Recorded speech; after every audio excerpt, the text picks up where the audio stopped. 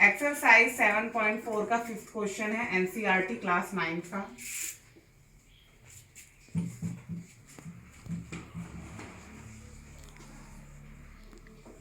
एक फिगर हमको गिवन है, P Q R and P S line bisects angle P. इसका मतलब क्या हुआ बेटा कि दिस एंगल और this angle both are equal. इसको अगर x डिग्री है तो ये भी x डिग्री होगा, या अगर हम मेंशन करें तो angle Q P S is equal to angle S P R. अब देखते हैं क्वेश्चन में हमें गिवन क्या है और हमें प्रूफ क्या करना है। क्वेश्चन में हमें गिवन है बेटा कि P R is greater then P Q side and P S bisects angle Q P R. Proof that, हमको क्या प्रूफ करना है बेटा? तो सबसे पहले हमको ये मेंशन होना चाहिए कि क्या गिवन है और क्या हमें प्रूफ करना है। Angle P S are is greater then angle P S Q, ये हमें प्रूफ करना है।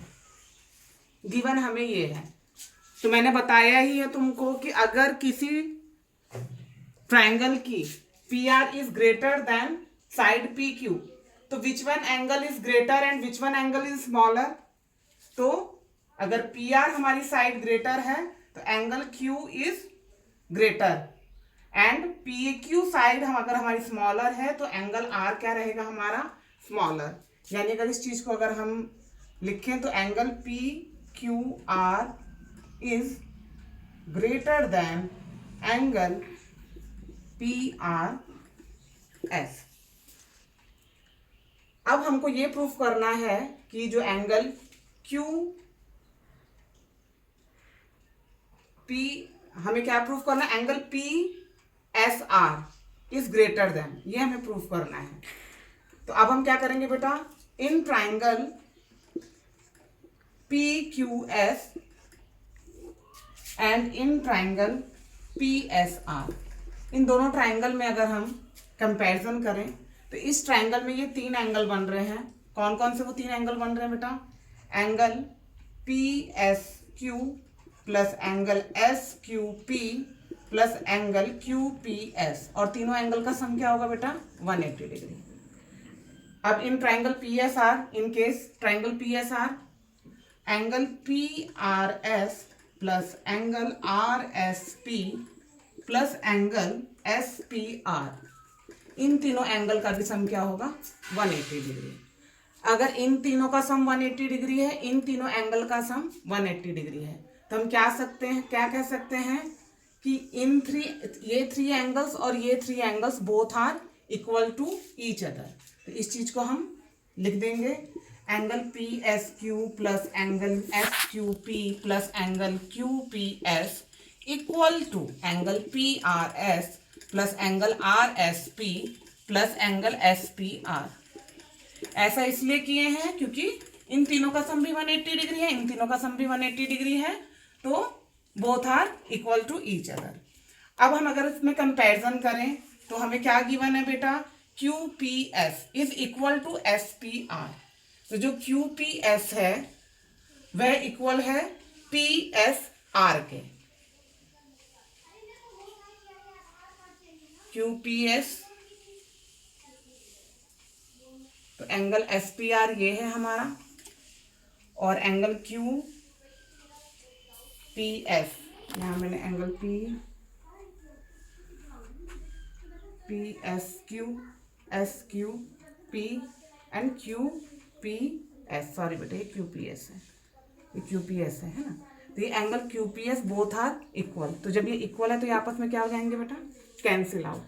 अब हमारे पास क्या बचा? Angle P S Q plus angle S Q P equal to angle P R S plus angle R S P. अब हमें क्या दिया हुआ है बेटा? हमें दिया हुआ है कि एंगल पी क्यू एस क्या है? गिवन है। तो जब एंगल पी क्यू एस या P Q R both are same, तो जब ये हमें गिवन है कि पी क्यू आर हमारा क्या है?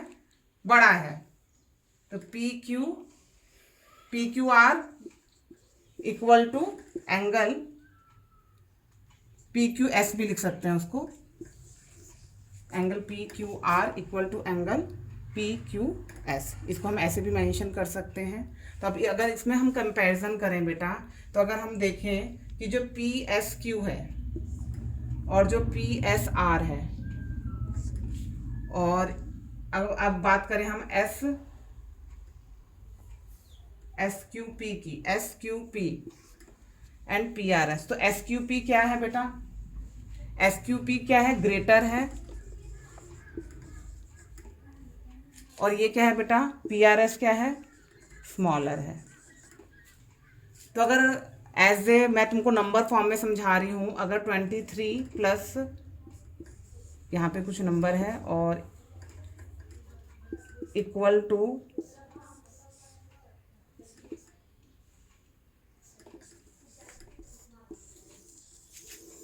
इस तरह से ब्लैंक्स है बेटा, तो बताओ यहाँ पे क्या फिलअप करेंगे, यहाँ क्या फिलअप करेंगे।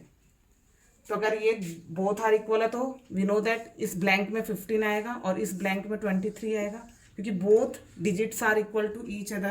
तो यानी जो भी डिजिट मैं यहाँ पुट करूंगी, यानी ग्रेटर के साथ मेरी क्या डिजिट पुट हुई बेटा, स्मॉलर, और ग्रेटर यहाँ पे स्मॉलर डिजिट के साथ क्या पुट हुआ, ग्रेटर।